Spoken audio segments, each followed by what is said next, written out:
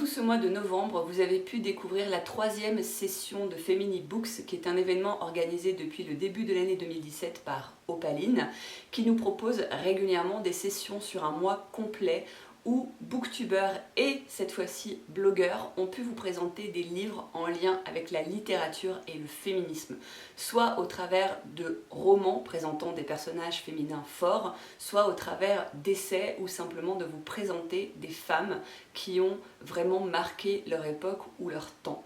Vous avez donc le choix entre des romans, les choix entre des réflexions, les choix entre des essais. C'est bourré de références plus intéressantes les unes que les autres.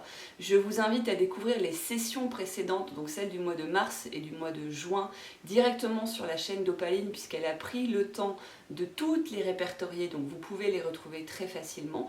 Et pour le mois de novembre, pour l'instant, mais ça viendra aussi sur sa chaîne, j'imagine bien, vous pouvez tout simplement utiliser le hashtag FemilyBooks pour retrouver les différentes vidéos ou blogs qui ont été présentés. Et croyez-moi, si le sujet vous intéresse, et il devrait vous intéresser, vous avez de quoi faire. Mais vraiment, vraiment plein de trucs. Et j'ajoute la petite note personnelle de savoir que sur Livre Addict, il y a eu un book club aussi, réservé à un livre féministe et où d'autres titres ont également été proposés. Donc vraiment, si vous avez envie de vous lancer dans des lectures autour du féminisme ou qui présentent du moins des personnages féminins forts, vous avez une panel de choix absolument, un panel de choix absolument incroyable. Donc faites-vous plaisir quoi, allez-y, hein, offrez des livres sur le féminisme à Noël, je peux que vous le conseiller. J'ai donc la chance de clôturer cette session du mois de novembre et pour cela je vais vous parler d'une femme, une américaine, une journaliste au travers d'un de ses reportages, mais je vais juste déjà commencer par vous parler d'elle parce qu'elle mérite d'être connue. Personnellement, je n'en avais jamais entendu parler, mais je ne suis pas du tout une référence en féminisme, mais c'est incroyable ce qu'elle a pu vivre, ce qu'elle a pu oser, surtout à son époque, à savoir la fin du 19e siècle, début du 20e siècle. Il s'agit donc de Nellie Bly. Nellie Bly, donc de son vrai nom Elizabeth Jane Cochrane, était vouée à devenir demoiselle de compagnie comme beaucoup de femmes à cette époque, sauf que elle n'en avait pas vraiment envie, hein, et qu'elle elle a décidé qu'elle allait ouvrir sa gueule. Voilà. C'est un bon résumé, je pense, du personnage. Elle a commencé à écrire quelques récits, quelques poèmes, et elle décide de quitter donc sa région pour se rendre à Pittsburgh pour essayer de trouver du travail. Et là aussi, c'est assez incroyable, son premier job, elle l'a eu grâce à un coup de gueule, justement. Elle a décidé de répondre à un article dans un journal qu'elle avait trouvé particulièrement sexiste. Et en fait, le responsable du journal a été assez impressionné par son bagou et par sa réponse. Il l'a donc convoquée en lui expliquant qu'il lui proposerait un travail si elle réussissait à réaliser un reportage qui lui convienne. Elle se lance dans ce challenge et elle réussit et elle obtient ainsi son premier job et c'est comme ça que sa carrière de journaliste a démarré. Elle s'est très rapidement imposée dans un genre bien spécifique, à savoir le reportage clandestin, c'est-à-dire l'infiltration. Elle a décidé de se rendre dans divers lieux, dans diverses entreprises, en se faisant passer pour quelqu'un d'autre pour pouvoir témoigner de l'intérieur et ensuite raconter dans ses articles de journaux ce qu'elle avait vu, ce qu'elle avait vécu et ainsi témoigner. À son époque, cela n'existait pas, ou très peu. C'est une des premières femmes à l'avoir fait, peut-être même la première femme à l'avoir fait. Et elle a vécu des choses assez incroyables. Il y a plein de sujets qu'elle a pu évoquer dans ses différents articles, mais moi je vais vous parler donc d'un livre en particulier, en sachant qu'à la base ce n'est pas un livre, mais bien un reportage qui est apparu en plusieurs fois dans le journal pour lequel elle écrivait à cette époque-là, qui n'était donc pas le tout premier canard qu'il avait embauché, mais bien le second, je crois que c'est le second, qui n'était rien d'autre que le New York Times, à l'époque géré par personne d'autre que Monsieur Pulitzer. Je pense que ce nom de famille devrait vous évoquer quelque chose. Et c'est donc grâce au reportage dont je vais vous parler qu'elle a d'ailleurs été embauchée par Pulitzer, sur le même principe que le précédent, c'est-à-dire écris-moi un truc, si tu réussis à faire un article sur tel sujet, je t'embauche. Et le sujet en question, c'était « Passe 10 jours dans un asile ». Voilà, je veux dire, une vraie partie de plaisir. Ce qui nous donne donc le reportage de Nellie Bly, 10 jours dans un asile. Voilà, tout simplement. Alors comment vous dire? Eh bien elle a décidé de se faire passer pour folle. Pour cela, elle s'est rendue dans une... alors je ne sais plus le terme exact, je dirais maison d'ouvrières. Vous savez, ces maisons dans lesquelles ne vivaient que des femmes seules qui travaillaient. Et en même pas 24 heures, elle réussit à se faire passer pour barge, à être vue et auscultée par des médecins qu'on se demande s'ils n'ont pas eu leur diplôme dans une pochette surprise, à être envoyée à l'hôpital de Bellevue pour 24 heures, même pas, à partir duquel elle est envoyée donc sur une île, comme c'est souvent le cas, dans lequel il y a donc ce fameux hôpital psychiatrique, dans lequel elle va rester pendant 10 jours à observer tout ce qui se passe autour d'elle et à être enfermée aussi bien avec des femmes qui, comme elle, n'ont rien à foutre là, et d'autres femmes qui, pour le coup, sont a priori véritablement démentes. Si vous avez envie de chercher quelques informations sur ce lieu magique, il s'agit du Blackwells Island Hospital. Voilà. Et donc dans ce très court finalement roman, livre, parce que vous voyez j'ai mis mon petit marque-page ici, parce que en fait nous avons donc 120 pages qui sont consacrées véritablement à cette expérience-là, et dans cette édition-là vous avez ensuite 2 autres reportages plus petits sur comment elle s'est fait embaucher comme domestique et comment elle s'est fait embaucher dans une usine, je crois j'allais dire une boîte de conserve, une usine de conserverie, qui sont parmi les reportages qu'elle a pu publier, pas les plus connus mais en tout cas qui existent. Et c'est tout simplement édifiant, voilà, j'ai pas d'autre mot. Déjà c'est incroyable qu'elle ait pu se faire enfermer aussi facilement.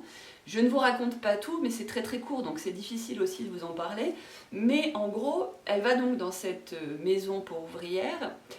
Elle a 1 ou 2 propos un peu incohérents et surtout elle décide pendant toute une nuit de ne pas dormir et d'observer ses camarades.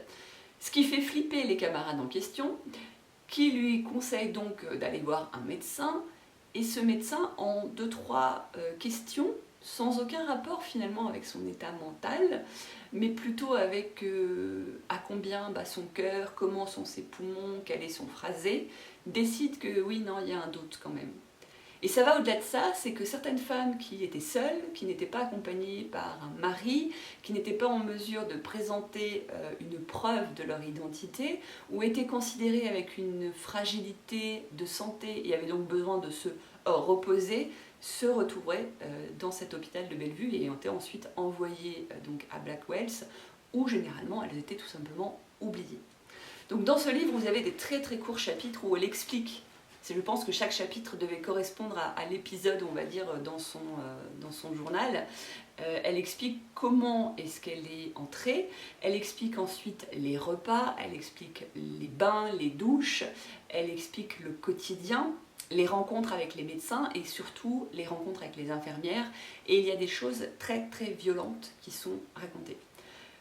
J'ai eu personnellement du mal même à réaliser qu'on pouvait être dans cet endroit pour des choses aussi bêtes.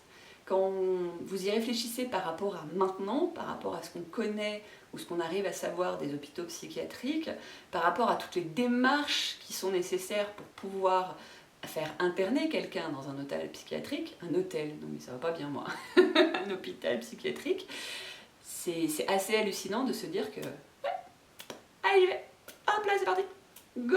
Enfin voilà, moi ça m'a... j'ai pas compris. Du coup, j'avais du mal à rentrer dedans, en me disant mais non, mais c'est n'importe quoi, c'est pas possible.